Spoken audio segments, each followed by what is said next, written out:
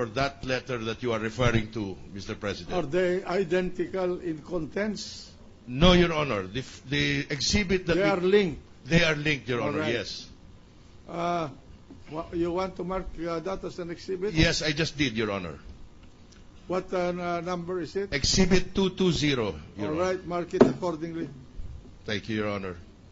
Now, can you please tell us, based on your communications with Mrs. Corona, if you know, what happened after she received that letter of June 20, 2006? Based on our records, we have a copy of, she was able to come to visit the site, the Columns Ayala Avenue, and then perform an inspection of the unit. And can you tell us if there is any documentation, any record regarding that inspection? From the records we have found, there is a punch list. Would you be so kind as to explain to us what a punch list is? A punch list is a recording of items found in the unit when an inspection is done. It indicates things that needs to be rectified, repaired, or cleaned up inside the unit. When you say things that need to be rectified, could this include defects, mistakes?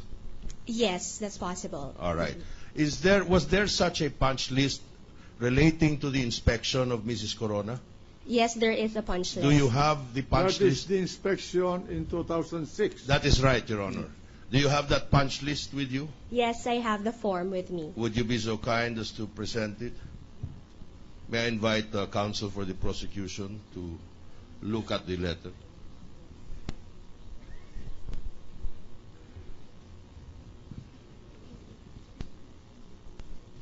Your Honor, may we request that the punch list be marked as Exhibit 221 for the defense, Mark it accordingly.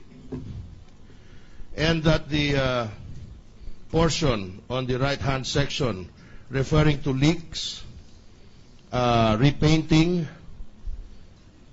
and removing wall stains and sealant be marked as 221A. This whole subsection here. Why not just? Well, I'm not trying to. But the document shows all the defects that were Very well, found, Your Honor. And there's no point in specifying them. Anybody can read it. It's quite detailed, Your Honor. So All right. to bracket it would be easier All right, to find. bracket them and mark them accordingly. Thank you, Your Honor.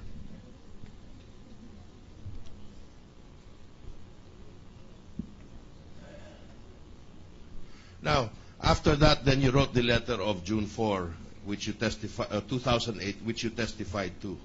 No, we sent out another letter. You sent out another Yes. letter. Do you have that letter with you? Yes, I What's have the it with date me. of that letter? What is the, yes. The date, Your Honor, of this letter is October 17, 2006.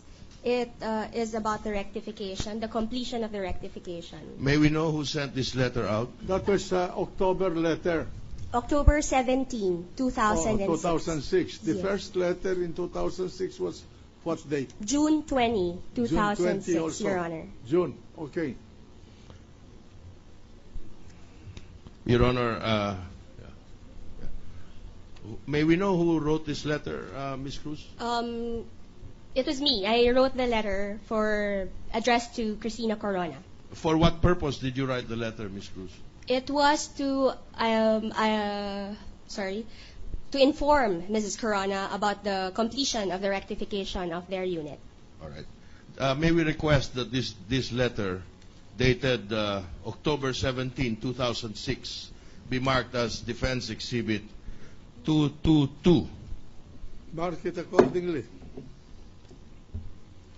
Did you receive a reply from Mrs. Corona following that letter? Nothing on record. Nothing that we can find regarding the response from Ms. Corona. Do you recall having that she replied to you in any way? Not that I can recall. And so after that letter, am I correct in stating that the next communication was your letter to her on June 4, 2008? There was another letter in February 26, 2008. February 26. Do you have that letter with you? January Yes. when? February 26. 26, 2008, Your Honor. Your Honor, if I'm not mistaken, this had been previously marked by the... February 26, Yes, Your Honor. February 26, 2008. 2007, 2008. Your Honor. 2006, 8. 2008. Yes, Your Honor. And may we know who wrote this letter, Ms. Cruz? It was also written by me. It came from me. Your Honor, I have here the original of that letter. And may we request that the photocopy be marked as the exhibit for the defense, and it be marked as exhibit number 223. Mark it accordingly. All right. Previously marked? Us? By us? No.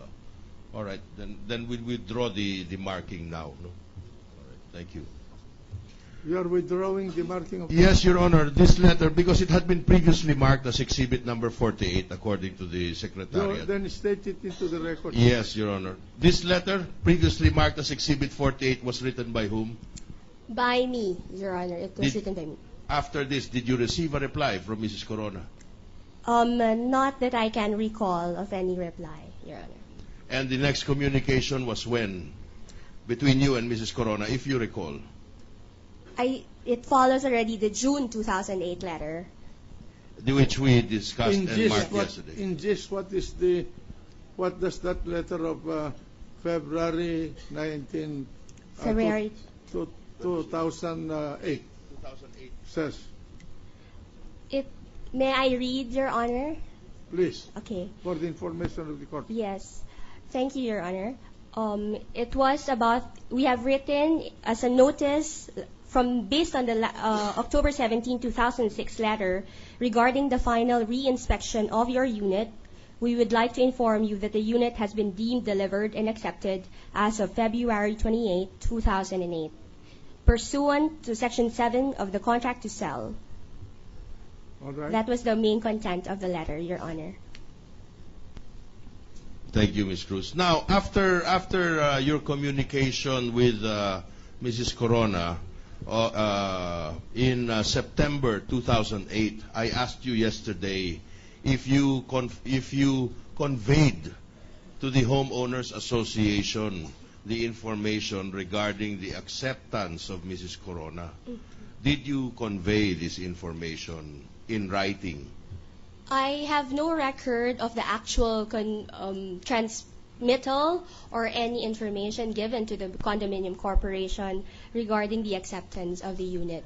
Do you confirm that it is the practice of your corporation to inform the Homeowners Association of the acceptance? Yes, I do confirm that it is practiced that the developer informs the condominium corporation of the accepted units for the building. What records do you have, if any, that there is such information conveyed or such information kept by you, your corporation, which is conveyed to the Homeowners Corporation? I just have a copy of the monitoring that we do internally.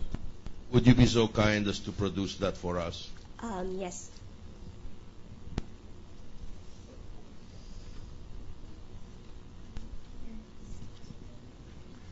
We are looking at an image, Your Honor. Ms. Cruz, what is this image we are looking at? Would you be so kind to explain? It's an Excel file, basically a tabulation of all the accepted units for all the towers in the columns Ayala Avenue. This file exists in the computer? Yes, it is. Were you the one who extracted this file from the computer? Yes, I was the one who extracted this file. Were you the one who caused the printing of this image from the computer? Yes, for this specific file. Were you the one who operated the computer? Yes, I was the one who operated the computer. And you were the one who accessed the file? Yes, I was also the one who accessed the file. All right, Your Honor, may we request that this be marked as Defense Exhibit 223. Mark it accordingly.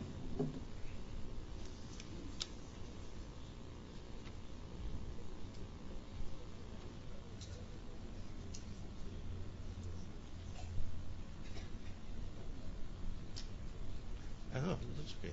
Thank you.